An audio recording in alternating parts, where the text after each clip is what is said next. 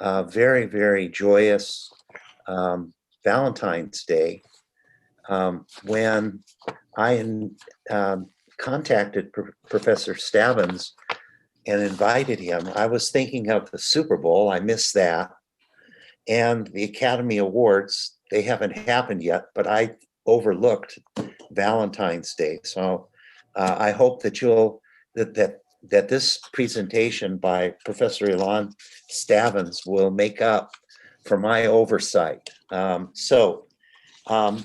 Let me suggest to you that Ilan Stabbins has an enormous influence looking at the synergies of literature and culture in Latino civilization. And as a part of that, he's focused a great deal of his energies on Jewish storytelling. And I want to just mention a few of his publications, which are stunning in their breadth. One of his most recent publications is the Mayan Popol Vuh, a retelling. And of course, the Popol Vuh is the Mayan cosmology and cosmography. He's also the editor of the Oxford Handbook of Latino Studies. Last year he published a volume entitled How Yiddish Changed America and America Changed Yiddish.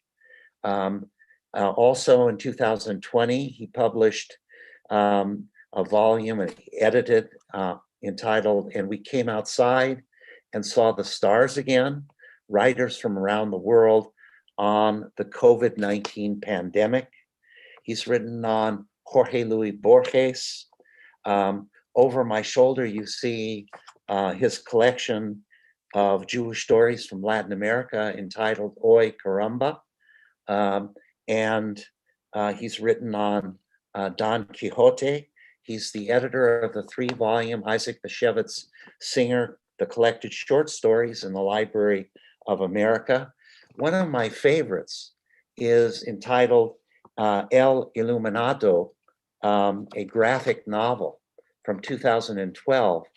And that graphic novel starts out with a young man running, and he's ultimately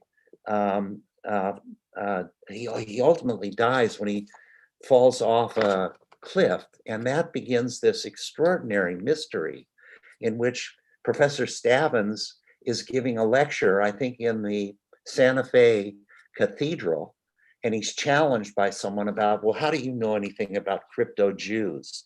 And it's just an extraordinary story. And if you love Santa Fe, the graphic artwork with this novel it just immediately reminds you of all things Santa Fe and New Mexico.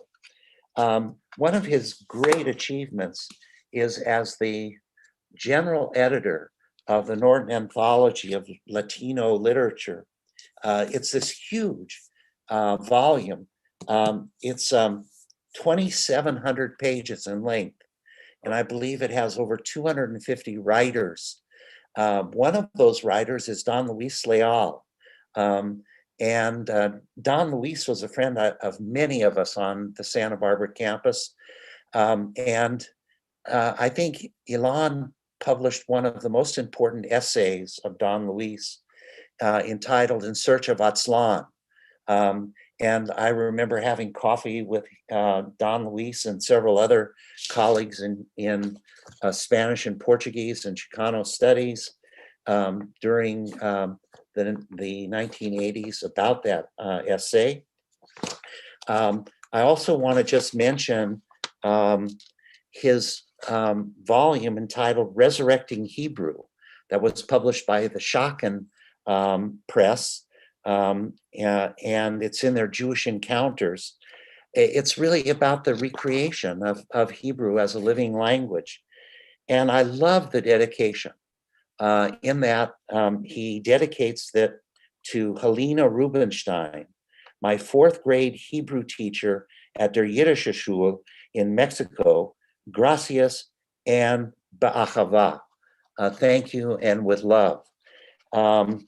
Another extraordinary book of his is entitled Spanglish, The Making of a New American Language from 2003. And then in 2018, he did a translation of Don Quixote of La Mancha in Spanglish with Roberto Wilde, who did the illustrations for that. So it's an extraordinary event to have Ilan Stavans talking about his most recent book, which is entitled, as you know from our flyer, The Seventh Heaven, Travels Through Jewish Latin America. It's a stunning, absolutely stunning volume. You open it up, you can't put it down. And please remember that we have our wonderful bookstore here in Santa Barbara, Chaucer's. Chaucer's has been here in Santa Barbara for, I believe, 47 years. And while many of us use Amazon, please use Chaucer's because it's one of the great bookstores on the west coast of the United States. So without any further ado, I want to introduce you now to Ilan Stavans, who will tell us about this marvelous book, The Seventh Heaven, Travels Through Jewish Latin America. Welcome, Ilan. Thank you very much, Richard. It's a pleasure to be here. It's a pleasure to be part of this extraordinary lecture series that you and the University of Santa Barbara have built over the years with such distinguished guests. I feel honored and proud. And I feel also very happy to be connected again with the University of California at Santa Barbara, where I have very close friends, starting with Don Luis Leal, who was a mentor to me and a figure of remarkable importance in Chicano studies and in Latino studies, who I met at Santa Barbara, with whom I did research, and who invited me a couple of times there. So it feels like home, and I am excited to be talking about this book today with everybody, friends, wherever you are. Let me tell you about two events that catapulted, that triggered the writing of this book. They happened some years ago, close to a decade at this point, and they were unrelated to one another. One is a dream, and the other one was a reading that I had just done more or less at the same time. In this dream, and often a book of mine will start with a dream, though the dream remains unexplained or disconnected until I get deep into the book and I sort out my own demons and the mapping of the subject of the book. In this particular dream, I was eager to go back to the house in Mexico City, where I was raised, in the neighborhood of Copilco, the southern part of the city next to UNAM, the Universidad Autónoma de Mexico. It was the house where a wonderful childhood took place, and where I felt very connected with the ancestors that defined my upbringing. I am the grandchild of Yiddish-speaking immigrants from Poland, Ukraine, Belarus, that depending on the grandfather wanted to come to the United States, immigration quotas made it impossible. Some of them were stationed in the Caribbean, in Cuba, in Puerto Rico, eventually moved to Central America and made their way to Mexico City.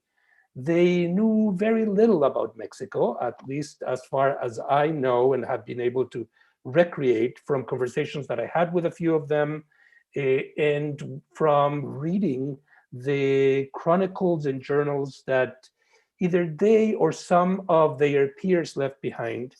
I was born into a house where Yiddish and Spanish coexisted all the time. Yiddish was the language of the domestic, the private realm.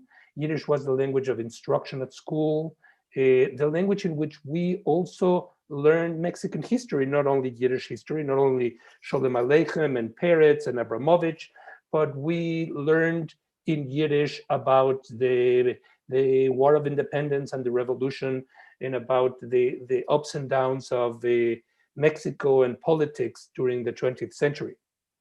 In this dream, I was eager to enter that house, which I left in the mid 80s to move and become an immigrant myself to New York.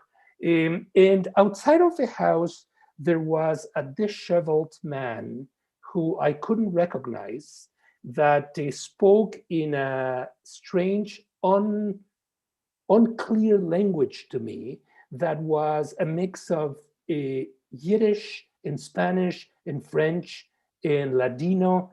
I couldn't quite understand what he was telling me, but it was clear that he was announcing that I was not welcome into my childhood home and that I needed to stay just on the outside premises. The man distilled a strange odor, and I was very uncomfortable, and he kept on pushing me away. It wasn't an unpleasant dream. And at one point, I woke up all sweaty and also aware that this dream had an importance to me that maybe I wasn't able to catch right away, but that it would be coming back to me time and again. The other event that happened to me more or less at that same time is that I stumbled upon a volume of, in English translation, of a book originally written in Yiddish called Churban Galicia, The Destruction of Galicia. And Galicia here is not a reference to Spain, it's a reference to the section in the Pale of Settlement in the corner of Poland, where some of my ancestors and Yiddish speakers in general had existed from the 9th century up until the beginning of the 20th century. The author of this book is Ansky, the very same one that is known for writing the play The Dybbuk, about this exorcist that takes out a demon from a bride that has been taken over by the lover that she rejected or that she distanced herself from a long time. Ansky, aside from being a playwright, he is known for this extraordinary play, was really an ethnographer. Maybe we could call him today a kind of a proto-anthropologist, who roughly around the time of the First World War decided that the Jewish communities of Eastern Europe at that time, between 5 and 6 million altogether, could well be in danger of disappearing because of pogroms, because of rising anti-Semitism, but mostly, in his view, because of poverty, in that it was incumbent on him and others like him to record as much as he could of the imaginary life, the folklore in particular, that this Yiddish-speaking community had, because he feared that folklore would all of a sudden vanish altogether, and it would leave no trace. It is by traveling with an incipient tape recorder and with a group of colleagues from one shtetl to another that he collected the information that ended up being this travel book, Churban Galicia, that in Yiddish is a multi-volume enterprise, but in English I was reading it in an abbreviated form, and that is a statement of the world at that particular moment in time. Ansky, the way others could foresee the threat of the future, and it is thanks to him that we have the richness of the ethnographic landscape that he provides us in this book, Churban Galicia, that allows us to go back to it and recreate it, if anything, by reading it and exploring the images that the book is able to offer. Those two, the dream and the reading of Ansky's book, The Destruction of Galicia, all of a sudden captured my mind. And I thought increasingly that I was a kind of a contemporary Ansky, that I come from Latin America, I come from Mexico, that I have spent the last 30 years studying as best I could the varieties of the Jewish experience in Latin America. But that Jewish history is so fragile, so tenuous, so easy to erase at any particular moment, sometimes without us knowing exactly why and when, that maybe I should do exactly what Ansky had done.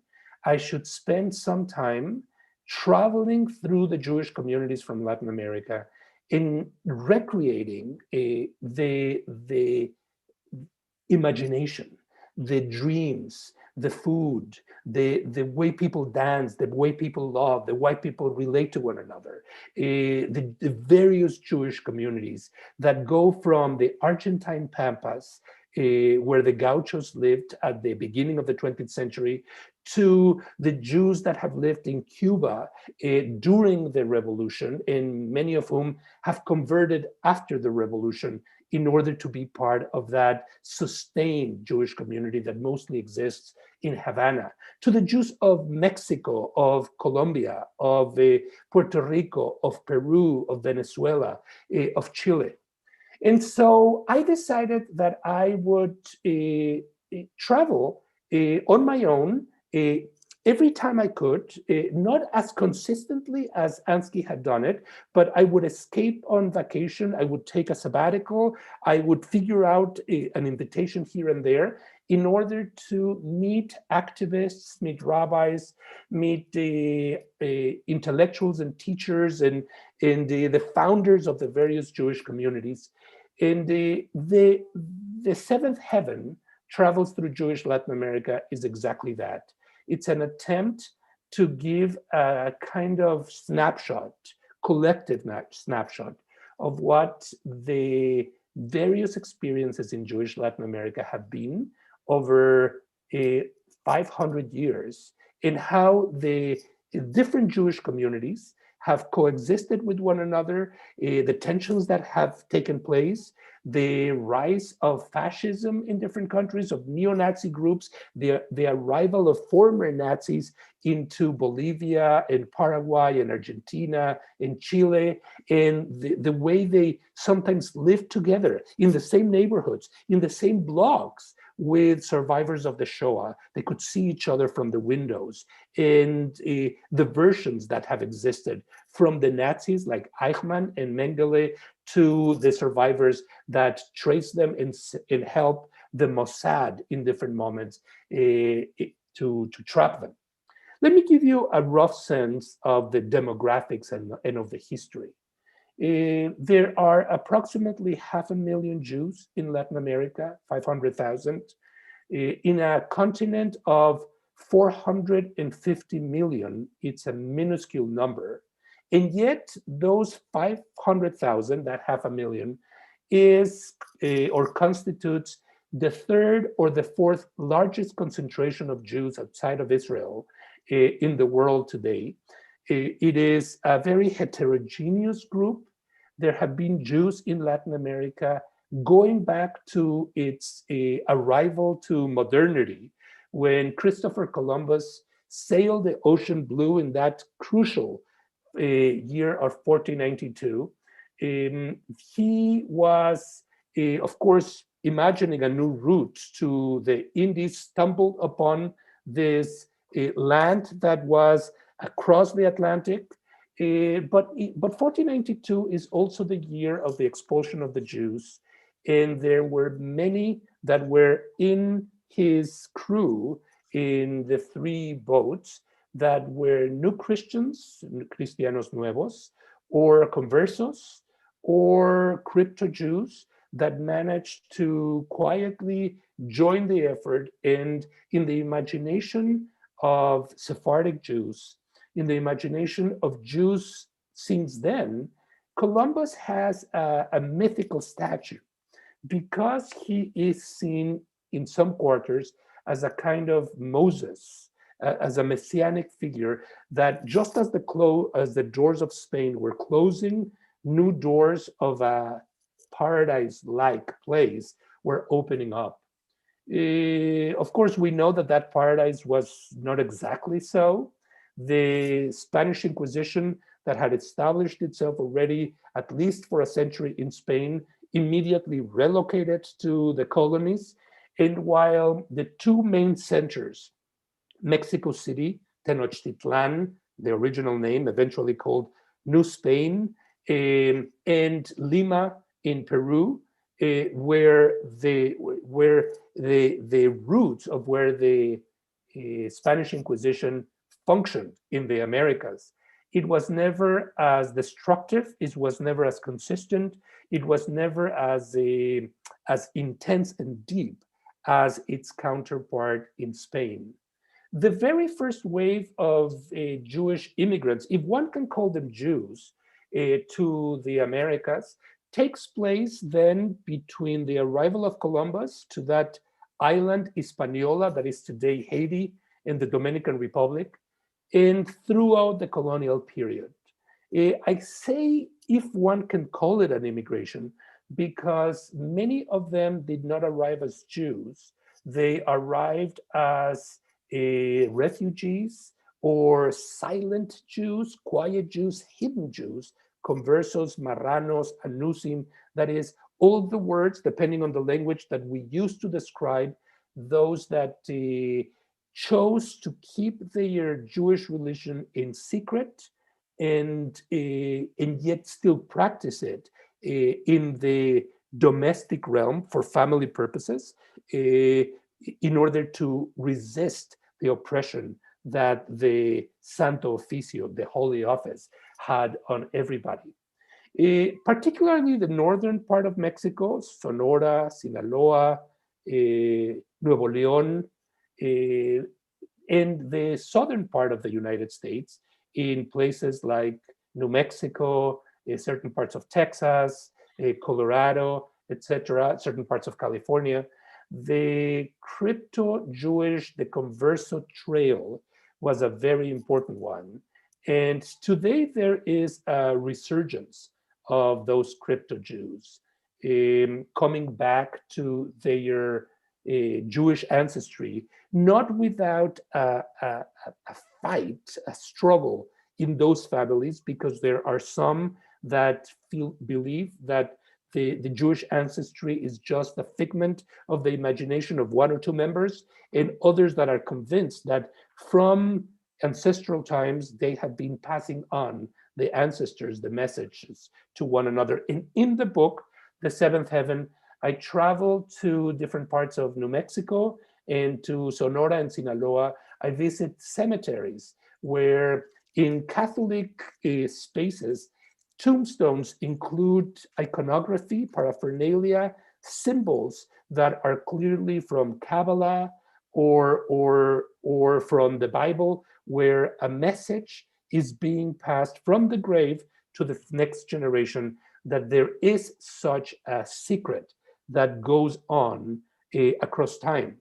Many of the Sephardic crypto Jews, and the tension between those two terms is often ambivalent, ambiguous, see themselves as having a key to Spain.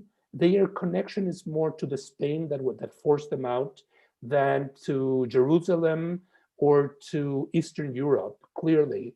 And I met a member of a family in New Mexico who talked to me about a key that has gone on from mothers to daughters across generations, and it's the key to the house that once belonged to the family in Spain.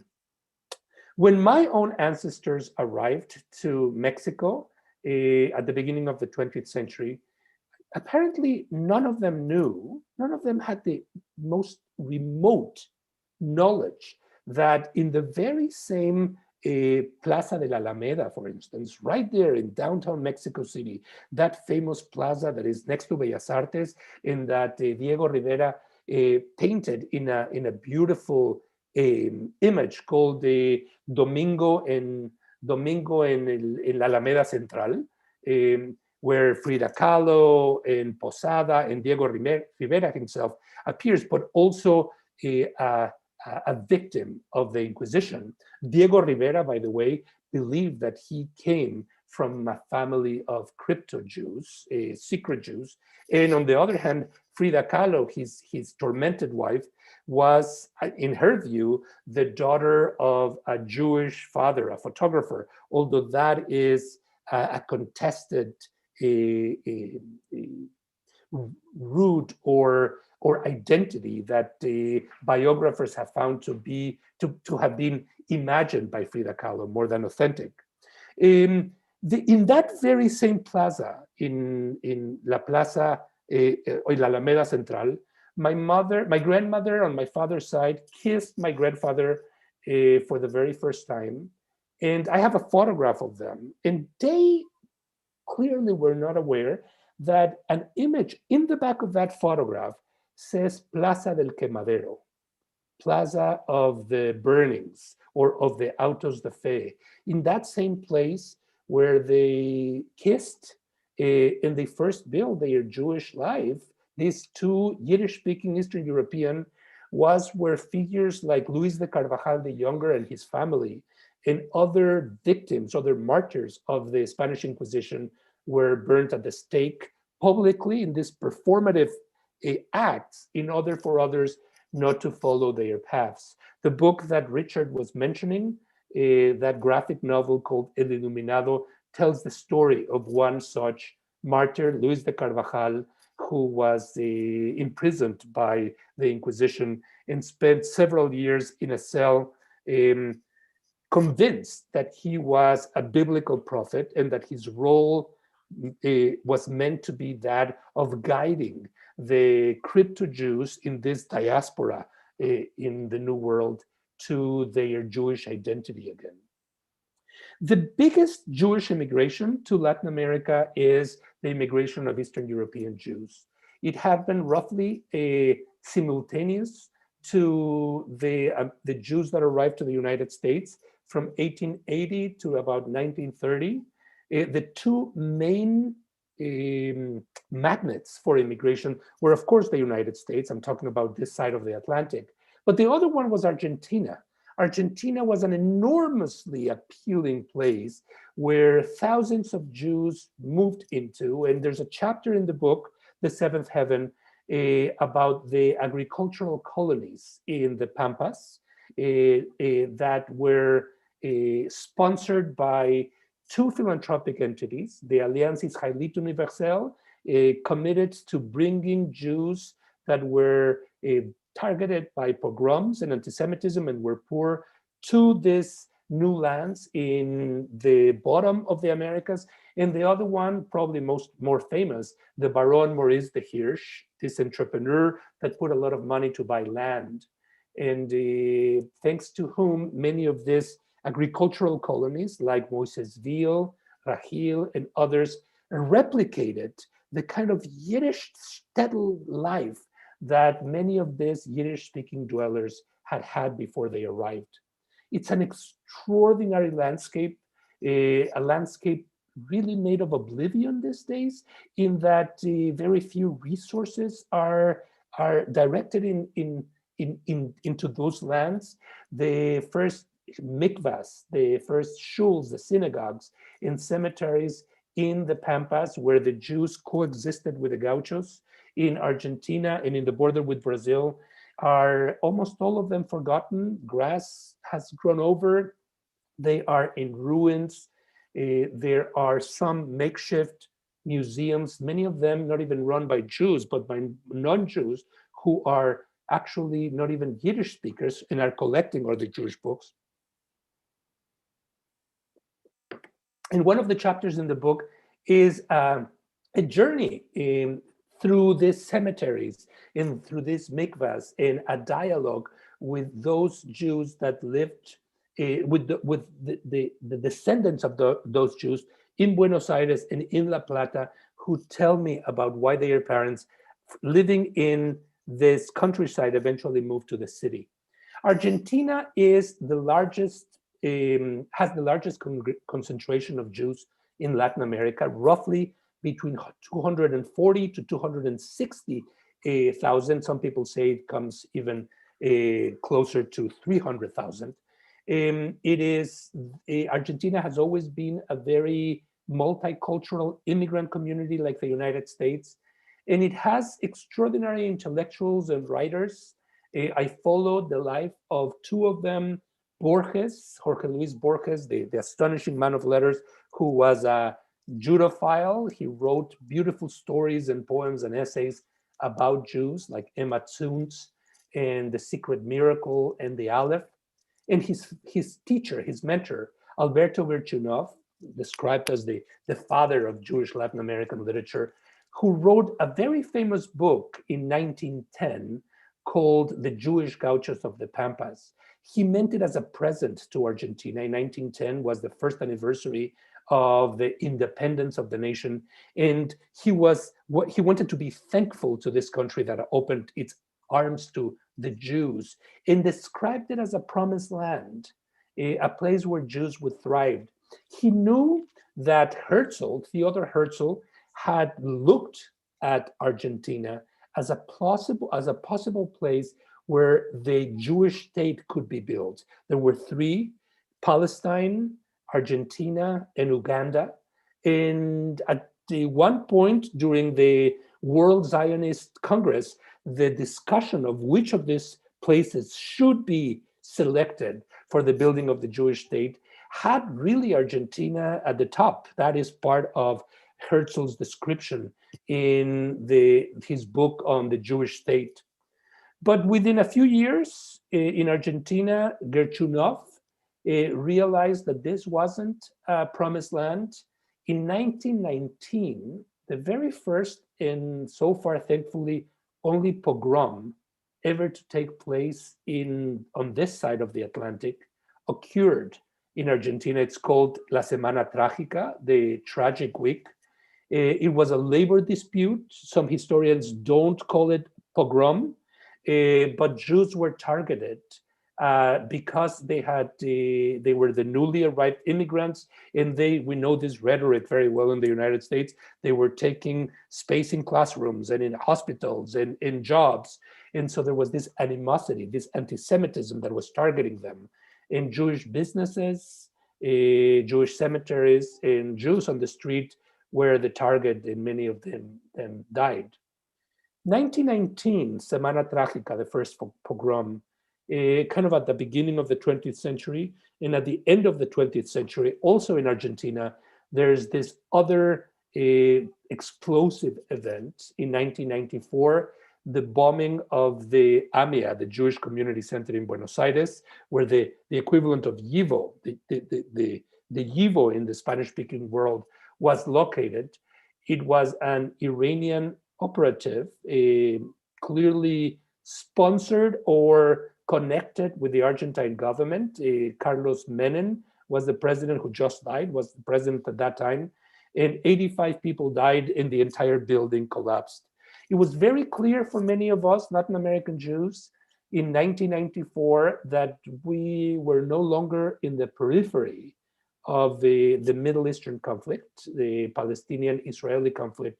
We were also very much part of it. And we needed to be much more astute, much more prepared, much more aware of our own security and our own condition.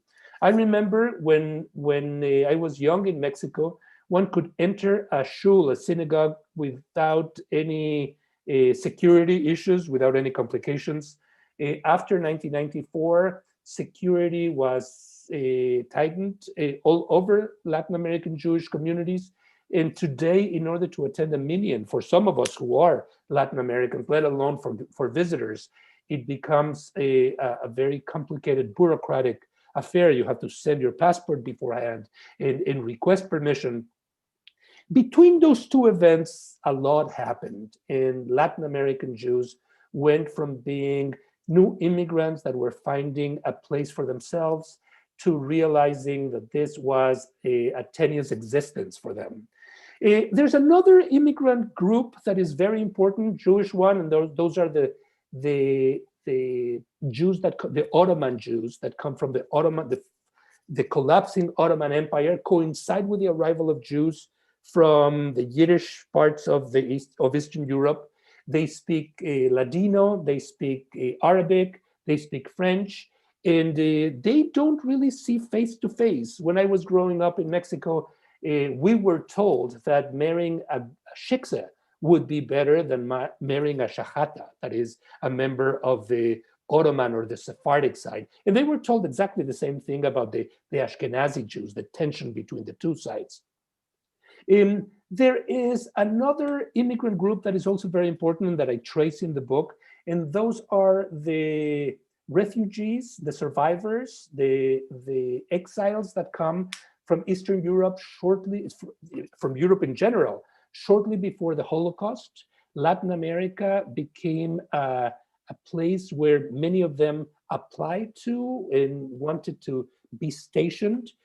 Some countries like the Dominican Republic sold certain spaces to Jewish organizations in order for these Jews that were escaping the Holocaust to have their own land.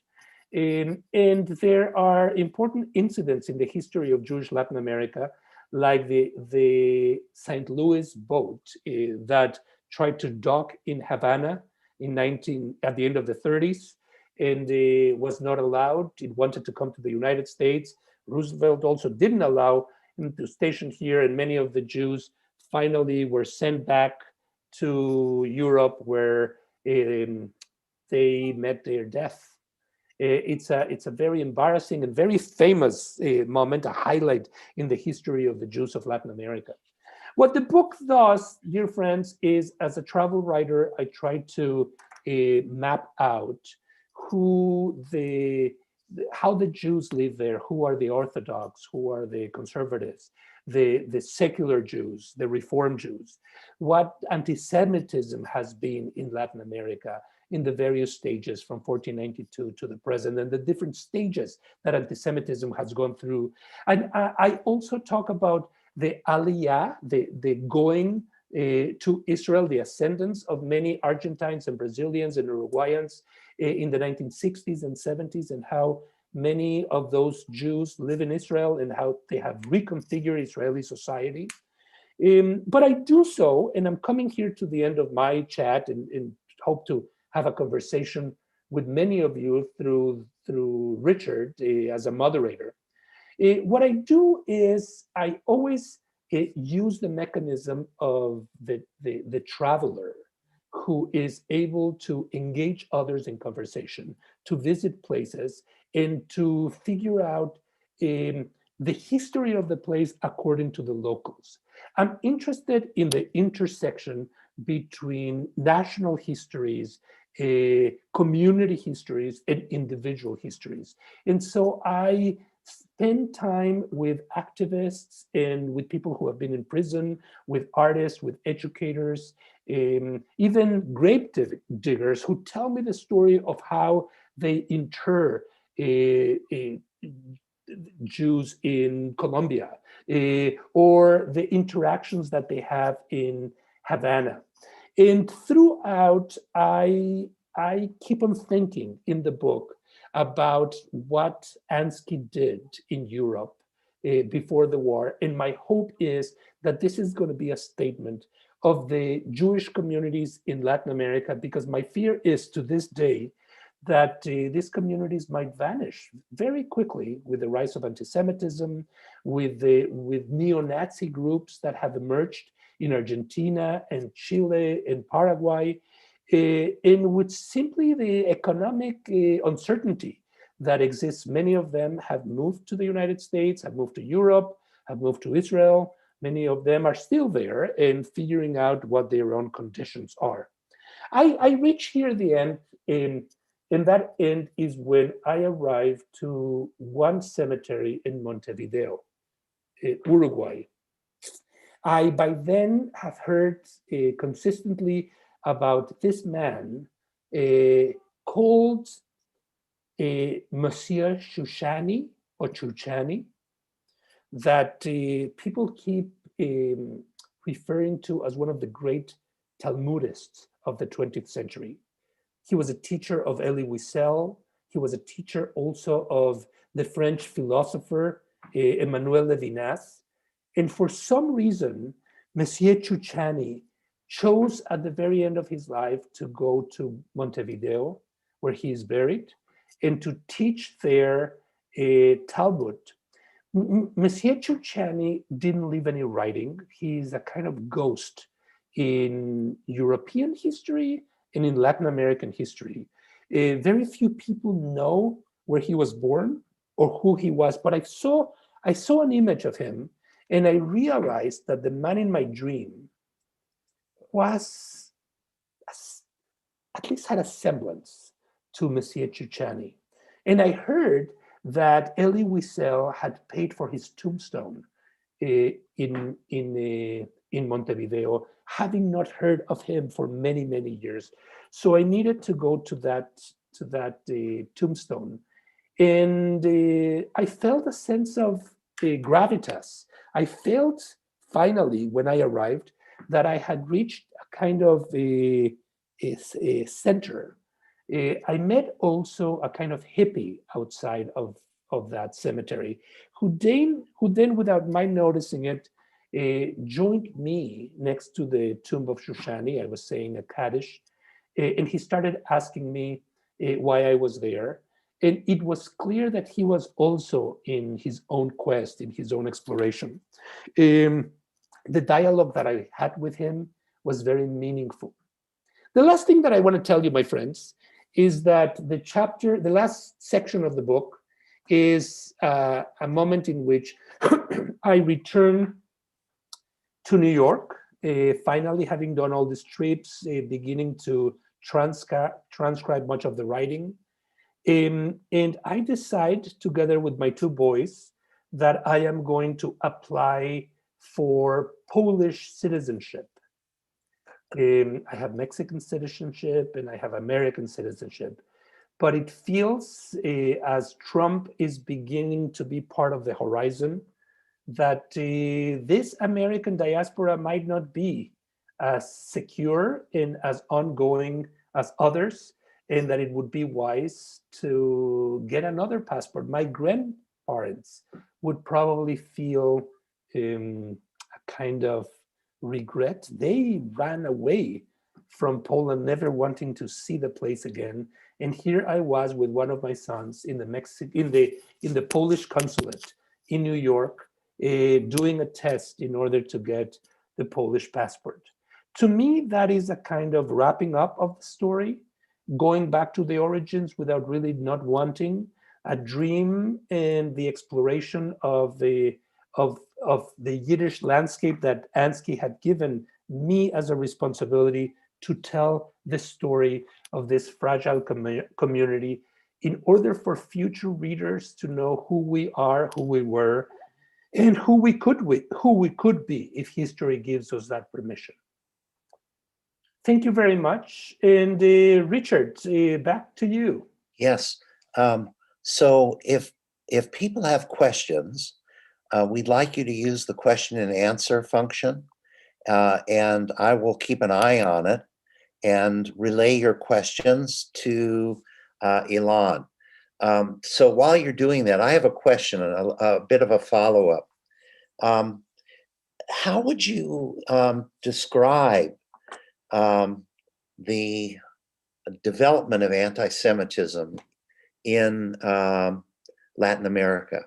You said that there were stages, and there are a number of students who are following this lecture of yours who are in a class with me on the history of anti-Semitism, and this might be very relevant to our discussion of the history of anti-Semitism. Wonderful question, Richard, and I'm thrilled that you're teaching this class and that the students are attentive to the varieties of anti-Semitism. One of my key ideas is that though anti-Semitism is a term that defines a very large phenomenon, anti-Semitism has to be localized. French anti-Semitism is different from British anti-Semitism, from German anti-Semitism, and certainly from Arab anti-Semitism, and certainly from Hispanic anti-Semitism. Hispanic anti-Semitism is in large part the result of the most powerful inquisition ever to develop in Europe. There were inquisitions in other parts of Europe, the Portuguese, the Italians, the French, but the Spanish Inquisition, because of its marriage with the state, had a power unlike any other. Hispanic anti-Semitism goes through three different stages. The first one is the anti-Semitism that comes from the Catholic Church, and it is theologically based. The premise is that the Jews killed Jesus, but at the same time that the Jews need to be kept alive because they are witnesses of the passion of Christ. And so the history of Hispanic and anti-Semitism from the side of the church is the targeting of the Jews, but at the same time, the consistent statement that those Jews bring the Gentiles back to the historical moment in which Jesus lived. The history of the Spanish Inquisition in Spain is very nuanced and complex, and the history of it in Latin America, though not as intense, as I was saying, is also very important. The second period of anti-Semitism in Latin America is economic. It goes from 1880 to the first part of the 20th century, and sees Jews as controllers of the global capital. It is connected with the protocols of the Wise of Zion and the translations that happen in Latin America, many of which are still widely available in newsstands in just about anywhere you go. And Henry IV's view that the international Jew, that Jews are a cabal that are taking over businesses. We today in America hear a lot of this type of anti-Semitism. And the last one, Richard, is the anti-Semitism that takes place after the creation of the State of Israel, particularly shortly after the Yom Kippur War, and that mixes anti-Semitism with anti-Zionism, and sees the local Jews as extremities of the Zionist ideology in Latin America. That one is particularly pervasive in Argentina, in the Patagonia. There's a section in the book about that, where there is a hideous myth called the Plan Andinia that suggests that the Israelis are tired of the conflict with the Palestinians and are quietly buying land in Patagonia to create a new state. And so one travels through different parts of Patagonia and sees ads that say no Israelis allowed, no Jews allowed. So I think it's very important to look at Hispanic anti-Semitism through the various prisms of history, and how each of these prisms sometimes is nurtured from the others, but has a particular approach that depends on a theological thesis, an economic thesis, and the Middle Eastern conflict. Thank you very much, Ilan. This question comes from a student in my class by the name of Spencer Kusengika, and he writes, "Vamos, Argentina.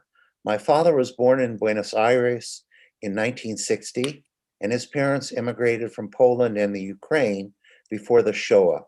Sadly, many stayed behind. How would you describe Jewish life under the first Perón regime?" Wonderful, Spencer, and I'm happy that you are mentioning your father and your ancestors. Perón was an important figure, one of the most important figures when it comes to the history of the delicate history of the Jews in Latin America in general and in Argentina in particular. He was a dictator, he was a tyrant, but he was also a populist. When I think of Trump today, I think very much of that mixture of a fascist approach, but also a very populist approach that wants to help everybody through his message. Peron had an ambivalent relationship with the Jews, and depending on the moment in time, and Peron was in power, out of power, came back to power. His two wives controlled power, Evita and Isabella, at various moments. Peron could be close to the Jewish community and then could use the Jews as guinea pigs or as targets, depending on the allegiances that he would make with Europe, with European figures. I think that this allows me to mention something that is very important. In Latin America, the Jews have had an ambivalent relationship with dictators. Pinochet in Chile was close to the Jewish community in Santiago. Hugo Chavez in Venezuela used the Jews of Caracas as a peon in his fight against Israel and against Zionism and against the United States. There were other dictators like Stroessner and Trujillo, who, depending on the moment, either used the Jews for their advantage or rejected them. And one of the great themes to be studied is the relationship between the dictators of Latin America and the various Jewish communities. Thank you. Now, there's another question. This is from an anonymous attendee who writes, today there are 3 media networks serving the Spanish-speaking world. One is owned by Iran, another by Hezbollah, and the third by the Palestinians. These 3 consistently spread anti-Semitism. One unattributed story started on social media by Hispan TV. Israeli doctors were doing medical experiments, blah, blah, blah. Yes, one has to, the wars of the 21st century are virtual wars, are online wars, are wars of media and of misinformation. It's very important to remember that if we have in Latin America as Jews a population that is 500,000, the Palestinian diaspora in Latin America is enormous. Chile alone has the largest concentration of Palestinians outside of the Middle East. And it's very important to keep in mind that these populations, these Palestinian populations, are many of them Christian. They are not Muslim, and they have a relationship unique also to the Middle Eastern conflict and to the media of their own countries. But Latin America is a fertile ground for anti-Semitic and anti-Zionist misinformation. And one of the greatest tasks that we have as Latin American Jews is to figure out how to counterattack that kind of misinformation that very easily spreads very, very dangerous pieces of bits of media knowledge. I find this in the book. There are several references to this, and I find this to be the most anxiety-generating aspect for many of the interlocutors that I find in Latin America, many of the Jews that I come across, how to counterattack the misinformation that is not happening on the streets, but that is happening on your iPhone, on your computer, and that come from Iran, from Lebanon, and reach very wisely various populations that are eager to hear that information in Latin America. I abbreviated the last part of that question you just answered, and I want to include it because it's parallel to what you're saying. The anonymous attendee writes, Israel does not have an international Spanish language network. That seems to speak directly to your It to your speaks directly, and of course, observation. the situation of those networks can itself be very contested, because every time there is a network where the Jewish information is presented, it's in Latin America easily described as an instrument of Israel to misinterpret what is happening. Even when we don't have a network, even when Israel doesn't have a network, there is a view that can be easily attached to it.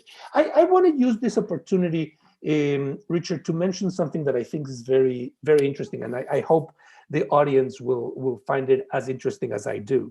Immediately after the kidnapping of Adolf Eichmann at the beginning of the 60s, Eichmann was one of the most important operatives of Hitler and in charge of planning the final solution during the Second World War.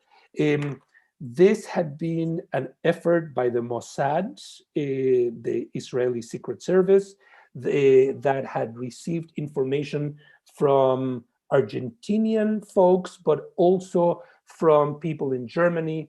There were a group of Mossad agents that came to Buenos Aires, took Eichmann, put him on a plane,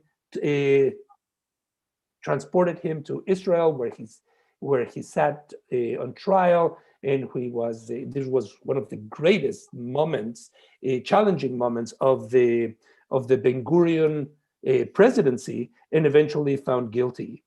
Immediately after that moment, when Eichmann had already been taken out, and this was seen as a great success, a victory for Israel and for the forces of good after the Second World War, there was an intense wave of anti-Semitism in Argentina that was very dangerous. Argentinians thought that Israelis had entered their country without permission, that their national sovereignty had been undermined, and the Jewish community of Argentina was targeted as a result. There was a wave of anti-Semitism in newspapers, in magazines, on radio, on the streets, with slogans, with swastikas. And one of the most important moments was the organization that Argentine and eventually other Latin American Jewish communities made of themselves, creating a kind of army of self-defense, because they didn't trust the police, because they didn't believe that the government would be on their side. And it was called Bitachon, in Hebrew, security. It had different names in different countries. And it was a secret group that was able to defend the Jewish communities when these Jewish communities were most vulnerable. I can say all this because I myself was a member of Bitachon in Mexico much later in the 1980s, and I write about it in the book as well. It's a very important moment in my eyes in Jewish self-defense in the diaspora. At what point do you, as a Mexican or an Argentine or as an American or Canadian or French, leave your security, your well-being in the hands of the police or in the hands of the state? And at what point do you decide that you yourself and your peers need to be the ones that take that security onto your own hands? It's a moment in my life that I think often about. At some point, I would like to write about it, and models certain aspects of the diaspora before the creation of the State of Israel, with figures like Jabotinsky and others. But it tells you about how the Jewish communities have not gone defenseless and quietly into whatever attacks have taken place, but have organized in order to defend themselves. I want to raise another line of questioning that I know is very important to you because it appears in many of the things you've written, and I'm fascinated by it. And one of the questions that we had is from um, Frank Engel, um, who asks, as Brazil was founded by the Portuguese, do you know of any Portuguese crypto Jews in South America? Now, I want to use that question, Ilan, to raise the larger issue with you of the significance of crypto Judaism and the crypto Jews of Latin America. Yeah. Thank you. And thank you, Frank, for that question. Yes, the history of crypto Jews in Brazil is a fascinating one. There are articles written on them. There are novels about them as well. It is the history of a Brazilian anti-Semitism, the history of Brazilian Jewish assimilation is very different to its counterpart in Argentina or in Mexico or in Peru, because Brazil is has a very different racial, religious dynamic than other parts of Latin America. It's the largest country demographically and territorially, and yet it is also an island, kind of isolated from the others. I am, Richard and Frank, absolutely fascinated by crypto Jews. To me, crypto Jews are an enigma, are a symbol of endurance, are heroic in their way of maintaining their religion, even when that religion over time gets perverted or transformed or reconfigured. In many ways, I find the crypto Jews to be the Jews of the Jews. They are separated, they are pointed to, they are targeted. In Santa Fe, for instance, you were talking about that earlier on, Richard. The Ashkenazi community is very ambivalent about those that are returning to their Judaism that belong to the crypto-Jewish past. They want DNA proof. There are all sorts of hurdles. And of course, we enter here a very muddy terrain. Who is a Jew today? Who is accepted and who is rejected? How far back do you trace your ancestry? And so on and so forth. I believe that the resurgence of crypto Judaism in the last 50 years, say from the 1980s to the present, has much to do with the fact that these days it is cool to be Jewish. It's accepted to be Jewish. The Jewish American experience, particularly in the United States, is a very successful experience. It's an experience from the margins of society to the center. In the 1910s, in the 1930s, crypto Jews did not want to come out because it was dangerous to come out. And today they can make certain connections that enable them to find their roots. I don't, with this, want to say that the issue of the problem of crypto Judaism is an easy one or is easy to solve. It is very nuanced, very labyrinthine, and deserves our full attention, because just as American Jews are in the middle of an intense assimilation wave of distancing themselves from their ethnic and religious background, crypto Jews, a much smaller number, are going in the reverse, finding out that they want to be Jewish. Some of them do Aliyah, go to Israel. The Israeli government has used them kind of in a shameful way for their own benefit, for the government's benefit.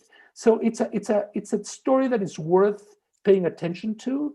It talks a lot about maintaining one's identity over centuries, but it also talks about what it means to be Jewish in general today, and how one connects or doesn't connect with that ancestry. You know, the questions are exploding. And I want to come back to several of these I think that are very interesting. Um, one of the rabbis here in town, Rabbi Ira Udovin, asks about a very interesting character from the 1960s, 70s, Jacobo Timmerman. Sure. Where does Jacobo Timmerman fit in to the picture that you're presenting of Latin American Jewry? A wonderful question. There's a section in the book also about Jacobo Timmerman. I talked to his son and people that knew him closely. Jacobo Timmerman is arguably one of the most important activists or resistors of the period called the Dirty War in Argentina. He was a prominent editor and journalist who was imprisoned and wrote a memoir called Prisoner Without a Name, Cell Without a Number, by the military. And that memoir is in itself an extraordinary document because there are moments in which his victimizers tell him that they are going to do to the Argentine Jews what the Nazis didn't finish during the Second World War. They kind of take upon themselves finishing the extermination of the Jews. But Timmerman is a very contradictory figure. On the one hand, he is seen, Arthur Miller, Susan Sontag, many embraced him as a figure of freedom and particularly free speech and resistance. When he finally is allowed to leave the cell, to leave Argentina, he moves to Israel. He becomes very critical of Israel. He writes about the Lebanon war, in sometimes through misinformation. And he has a very ambivalent relationship with Israel. He goes back to Argentina and his stature begins to diminish. He contradicts some of the statements that he did before. I want, for the benefit of the rabbi's question, I want to pair him with another very interesting figure about whom I would like to write one day, and that is Rabbi Marshall Meyer, a close friend, student, and confidant of Rabbi Abraham Yeshua Heschel, who studied at the Jewish Theological Seminary and is the founder of the conservative movement in Argentina. He created the Seminario Rabínico Latinoamericano, the seminary school in Buenos Aires, from which rabbis go all over Latin America and also in the United States. Rabbi Marshall Meyer eventually left Argentina. He was also a prominent activist and resistor against the Dirty War. He eventually moved to New York, where he became connected with Bnei Jeshurun in the Upper West Side. He brought in two Argentines, Rolly and Arturo. And he was a very important figure in the conservative movement in the 80s where I met him. Rabbi Marshall Meyer's relevance as a rabbi in Latin America, arguably the most important Latin American rabbi, who wasn't Latin American, but he lived there at that time. His biography needs to be told in detail. In detail, he left sermons, he left writing, he went to Dartmouth, where some of his papers are. I think through him, we would understand the religious ups and downs of the conservative, Orthodox, and Reform movements of Argentina in particular, and Latin America. And those two, Timmerman and Marshall Meyer, to me, are figures that kind of complement each other. You know, it's very interesting, Ilan, because Rabbi Udovin had another sentence about meeting Rabbi Marshall Meyer when they were in seminary together, and they became very good friends. And Rabbi Udovin also asked, what about Rabbi Sergio Bergman? I don't know that much about Rabbi Sergio Bergman, and it is my homework in that direction. Okay, I have two more questions. Sure. Sonia Espina writes as follows. In Cartagena, one of the places that opens its doors to visitors is the Palace of the Inquisition. I wasn't curious enough to visit there for obvious reasons. Did you have an opportunity to visit Cartagena? I had an opportunity to visit Cartagena, which is a wonderful port city. I visited it because of this and because one of my idols, Gabriel Garcia Marquez, spent time in Cartagena, and I was trying to follow his steps. The palaces of the Inquisition in Latin America are interesting museums or relics of the past today. There's one in Lima, there's one in Mexico City, there's one in Cartagena. Some of them have become something altogether different. They have nothing, they are still called El Palacio de la Inquisición, but they house stamp collections, or they are bureaucratic buildings for this or other purposes. Some of them do retain the kind of history that, at least in one floor in Mexico City, you can see the instruments that were used by the Inquisition to torture those that were victimized by it.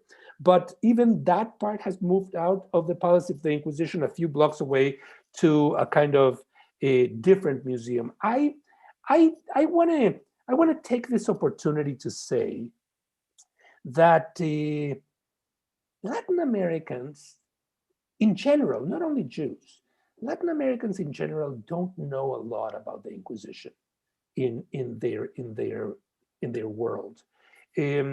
It is a topic that the church has kept quiet, out of view. It is not in textbooks. It is seldom discussed in the public sphere. And this to me is quite embarrassing, I would say, because it played such an important role during the formation of governments. Many of the independence figures in Latin America, say in Mexico, Padre Miguel Hidalgo y Costilla, the equivalent of George Washington, maybe, in the United States, was targeted by the Inquisition as being a Judaizer. Un judaizante. The landscape of Latin America will change when it becomes more interested in its Jewish past and in its inquisitorial chapter. And I think that it is upon organizations worldwide to create monuments and sites of memory throughout Latin America that connect with the martyrdom of the victims of the Inquisition, to remind us, Latin America, that repression goes further back from the dirty war of the various dictatorships. It was implemented during the colonial period. Jews, witches, sexual deviants, and others were targeted by it. There was a parallel life in order to resist the Inquisition. And only when we pay attention to the infrastructure of such a sophisticated institution will we really understand the policies and mechanisms of power and of domination that have been built in Latin America. Okay, one final question. Yeah, sure. Maybe, can we have two? Of course. So Arnie Winshaw writes as follows. What fostered such a strong level of proficiency in Hebrew in Jewish education in Latin America in your generation? What has happened today? Has English replaced Hebrew? Arnie, what a wonderful question. I can tell you with frightening precision, maybe, the moment in which Yiddish lost its space in Latin America and Hebrew took over. It happened roughly in 1972 or 1973. Many of us, Arnie, had gone to Yiddish schools. I am a product of Yiddish schools. I went to the Yiddish Schule in Mexico. As I was saying at the beginning, Yiddish was one of the most important languages that I, to this day, depend on. But at one point, in the Yiddish that we had wasn't a religious Yiddish. It was the Yiddish, a cultural Yiddish, the Bundist Yiddish, the Yiddish that believed by the Yiddishists that it was culture, not theology, that would make us Jews.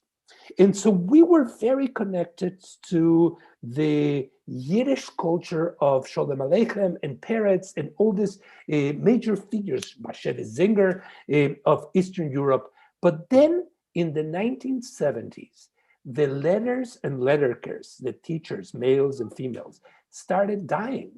And it was very difficult to replace them. And at that very same time, there was an ascendance of, let's call it proselytism by Israelis throughout Latin America that sent shlichim, envoys, to start building a connection between the Jewish communities and Aliyah, the possibility of movement to the land of Israel. So I can tell you all this because there's a moment in which Yiddish no longer was taught in school, and Hebrew became the dominant second language aside from Spanish. And many of us wanted to do a achshara, go to Israel and spend a year there. I did. I lived in Israel for a year before going to college. Hebrew for me was a decisive language, and I could read Agnon in Hebrew and Chernichovsky and Bialik. And so just as the kind of the influence of the Yiddishists was winding down, the presence of the Hebraists was taking over. And today, Yiddish is barely taught in Latin America. And Mexico still has a little bit, but really minimal. Hebrew is taught, but English is the Jewish lingua franca. If you want to make your children proficient and have a practical way in the future, most parents teach them English, thinking that is the way to help them to have a job in the years to come. I want to say one last thing. I was very rebellious when I was a young man, thinking that my parents had done a disservice to me by teaching me Yiddish. Yiddish? I mean, who needed Yiddish? And today I am thankful to them because I feel a tie, I feel a connection, and it opened my whole field of knowledge, my research, the way I write, the way I think. I translate from the Yiddish. Sometimes I translate into Yiddish, but Yiddish outside of the Orthodox, the Lubavitchers, the Hasidim, the Orthodox that live in Buenos Aires, in Lima, in Mexico City, in Bogota, Yiddish is winding down among secular Jews dramatically. The last question is about Frida Kahlo. And, one of the elements that has emerged in recent discussions of Frida Kahlo was her father. Yes. And Ganit Ankori, the great art historian who now works in New York City, I believe, wrote a very powerful book on how she invented herself. And at the center were the books she found in her father's library. Yeah. And there were all kinds of midrashic texts and other things of the Jewish tradition that her father had brought. Yeah. And Corey makes the argument that Frida Kahlo was deeply influenced in this mythological world that really she imported into, if she was a kind of Latin American version of European traditions in art, is really, in her argument, a Jewish midrashic art. Midrashic art. It's a perfect way to end. Richard, because it's the misconstrued yet absolutely fascinating connections that define Jewish Latin America. Just as I was saying that Diego Rivera, who was a communist, whose art, street art, was really about giving voice to the oppressed, was convinced that he was a descendant of martyrs of the Inquisition, and whenever he can, he inserts references to the martyrs in the Autos de Fe. He did a beautiful book with a Yiddish poet, Itzhak Berliner, that Diego Rivera illustrated, though Diego Rivera knew not a word of Yiddish, and the book was never translated into Spanish. It's a fascinating example of loyalties. Diego Rivera wanted to give presence and credence to these Yiddish-speaking immigrants that were arriving to Mexico in the 1910s and the 1920s. Conversely, Frida Kahlo, the daughter of this German photographer, who she claimed that he was a Jew, but he wasn't really a Jew. He was very interested in Jewish aspects, might have told her at different moments that he was Jewish, and it was a cultural connection that played into her fashioning herself as the daughter of a Jewish photographer. Now, some people, as you said, have looked into her suffering, into the pathos of that, the anxiety that she shows with the wounds, with the divided self, the two Fridas, as a perfectly Jewish example of diaspora life. All of us Jews are two Jews, the Mexican Jew and the Jewish Jew, so to speak. And so was Frida Kahlo. But what I find it fascinating is that it is all a concoction of Kahlo herself. And yet, who cares? Because in the end, a concoction or not, she is projecting the truths that she gets from her father, transforms them in such a way, and brings them out.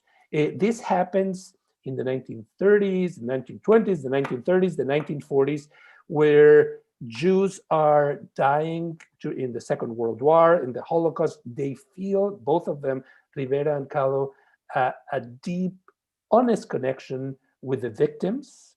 And I think it would have been a very different story had Rivera and Kahlo been around in the 60s or 70s, where Judaism is perceived from a different prism, where the state of Israel is already around. A lot of different rhetoric would have been filtered through them.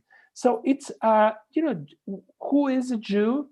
Whoever wants to say he's a Jew, maybe. And then Frida Kahlo is a perfect example, and so is Rivera. You know, the time has gone by so quickly. It feels like we had just begun a few minutes ago, and already we've been with you for an hour and a half.